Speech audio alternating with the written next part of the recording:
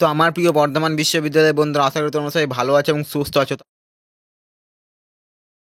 তো আজকে আমি আলোচনা করবো তোমাদের কম্পালসরি বাংলা অর্থাৎ মিল বাংলা। আশা করি তোমরা সবাই জানো যে আসলে কম্পালসরি বাংলা আসলে কি, এটা আশা করি তোমরা সবাই জানো।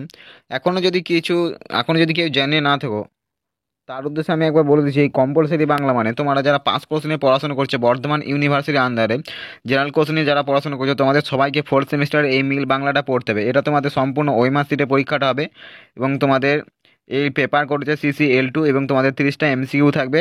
এটা ওইমার্কশিটে পরীক্ষাটা দিতে হবে। এবং তোমাদের ইতিমধ্যে আমি তোমাদের মেন বাংলা অর্থাৎ তোমাদের ভাষাতত্ত্ব, এই যে তোমাদের ফোর্থ সেমিস্টারের মিল বাংলা, সে মেন বাংলা সেটা তোমাদের সাজেশন আমি অলরেডি আপলোড করেছি এবং তোমাদের মেন বাংলা ইতিহাসেরও সাজেশন আপলোড করে দিয়ে তোমরা অবশ্যই এই ভিডিওটা শেষে দেখে নিও। এবং তোমাদের যদি অন্য কোনো সাবজেক্টের সাজেশন প্রয়োজন হয় আমাকে অবশ্যই কমেন্টে জানাতে পারো। তোমাদের মিল বাংলাতে মোট 10টি কবিতা আছে। আমি অলরেডি তোমাদের দুটো কবিতা থেকে যে প্রশ্নগুলো পরীক্ষার আসার মতন সেই শর্ট কোশ্চেনগুলো আলোচনা করে দিয়েছি এবং আজকে আমি তোমাদের আরেকটা কবিতাতে অর্থাৎ বিরহ কবিতা থেকে, বিরহ কবিতা অন্নদা শঙ্কর রায়, এইখান থেকে কোন কোন প্রশ্নগুলো এই বছর পরীক্ষায় আসতে পারে তো চলো দেখে নাও। এবং তোমরা তার আগে এই কবি পরিচিত একটু পড়ে নিও, তো দেখে নাও, কবি পরিচিতটা দেখে নিও।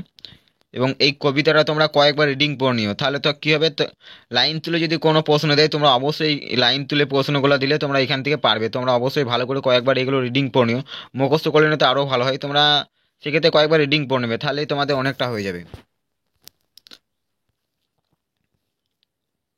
এবং তো তোমরা প্রথমে কিন্তু ওই কবিতা লাইনগুলো ভালো করে কয়েকবার রিডিং পড়ে নেবে, তাহলে তোমাদের মনে রাখতে, তোমাদের যে শর্ট লাইন তুলে যে প্রশ্নগুলো দেবে তাহলে তোমরা অনেকটাই পারবে ওখান থেকে। তো চলো দেখে নাও এবার কোন প্রশ্নগুলো এই বছর আসতে পারে তোমাদের MCQ রূপে। তো চলো দেখে নাও। 1 নাম্বার আছে, অন্নদা শঙ্করের জন্মসাল কত? 1904 খ্রিস্টাব্দ। এই ক্ষেত্রে তোমাদের আমি কিন্তু অলরেডি একটা ভিডিও করে দিয়েছি এই তোমাদের 10টা কবিতা থেকে যে 10টা কবিতা আছে সেখান থেকে কবিগুলো জন্মসাল এবং তোমাদের এই কবিতাগুলো কাব্যগ্রন্থ উৎস, চরণ স্তবক, এইগুলো তোমাদের প্রথমে একটা ভিডিও করে দিয়েছি। ওই ভিডিওটা তোমরা প্রথমেই দেখে নিও।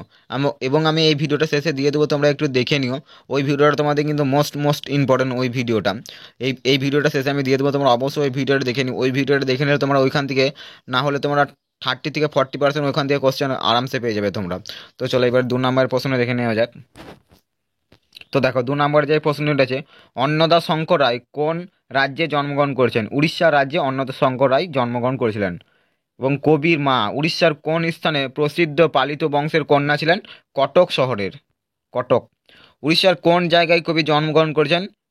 টেঙ্গানল। টেঙ্গানল উড়িষ্যার টেঙ্গানল উড়িষ্যার জন্মগ্রহণ করেছিলেন। কোন পরীক্ষায় পাশ করে তিনি প্রথম ভারতীয় হিসেবে গৌরব গৌরব অর্জন করেন? আইসিএস পরীক্ষায় পাশ করে প্রথম ভারতীয় হিসেবে গৌরব অর্জন করেন। 6 নম্বর দেখে নাও। কবি কোন বিশ্ববিদ্যালয়ে পড়াশোনা করেন? পাটনা বিশ্ববিদ্যালয়ে পড়াশোনা করেন।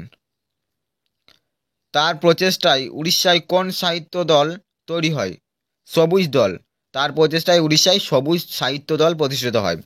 অন্নদা শঙ্কর রায়ের প্রথম রচনা কি? পথে প্রবাসে। এই প্রশ্নটা কিন্তু মোস্ট ইম্পর্টেন্ট এই কবিতা থেকে। এই প্রশ্নটা তোমরা কাজে ভালো করে নিও। এই অন্নদা শঙ্কর রায়ের প্রথম রচনা কি? পথে প্রবাসে।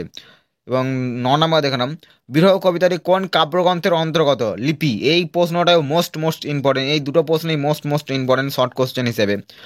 কত সালে অন্নদা শঙ্কর রায় মারা যান? 2002। এই জন্ম এবং মৃত্যু সাল এইগুলো তোমরা কিন্তু প্রত্যেকটা কবিতার কবিদের মনে রাখার চেষ্টা করবে। লিপি কাব্যগ্রন্থের মোট কবিতা কটি? 11টি। এইটা মোস্ট ইম্পর্টেন্ট, এটাও মোস্ট ইম্পর্টেন্ট।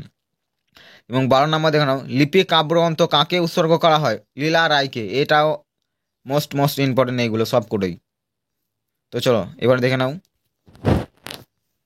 13 নম্বরে দেখে নাও, বিরহ কবিতাটি কি জাতীয় কবিতা? সনেট জাতীয় কবিতা। এটাও তোমরা মনে রাখার চেষ্টা করবে। অন্নদা শঙ্কর রায়ের ছদ্মনাম কি? লীলাময় রায়।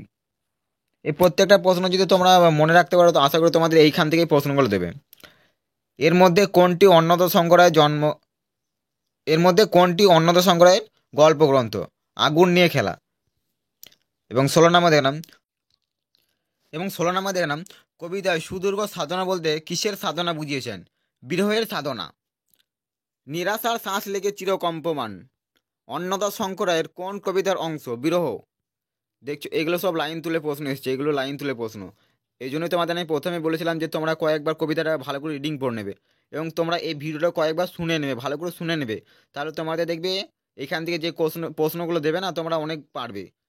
এই ভিডিওটা তোমরা কয়েকবার শুনে নেবে তাহলে তোমরা অনেক পারবে, এবং তোমরা কয়েকবার রিডিং পড়ে নেবে তাহলে হয়ে যাবে। এবং 19 নম্বর দেখলাম, মরণ মুহূর্ত জীবে বিরহ অমর, মিলনের সাথে অনন্ত সমর, কি অলঙ্কার? অন্তানুপ্রাস অলঙ্কার। বিরহ মৃত্যুর মতো লাইনটি কবিতায় কতবার ব্যবহৃত হয়েছে? 2বার।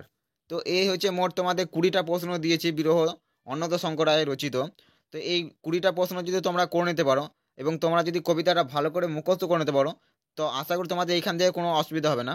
এবং তোমরা যারা আমার চ্যানেলে নতুন আসছো অবশ্যই চ্যানেলটিকে সাবস্ক্রাইব করে নিও এবং পাশে থাকা বেল আইকনটি প্রেস করে দিও, কারণ আমি বর্ধমান বিশ্ববিদ্যালয়ে বিভিন্ন প্রিভিয়াস ইয়ার কোশ্চেন বা সাজেশন এবং উত্তর নিয়ে আলোচনা করে থাকি। তোমরা অবশ্যই চ্যানেলটিকে সাবস্ক্রাইব করে নিও এবং ভিডিওটা তোমার যদি ভালো লাগে থাকে অবশ্যই একটা লাইক দিয়ে দিও।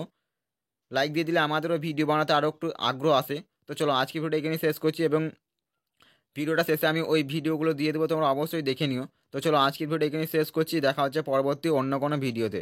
তো চলো।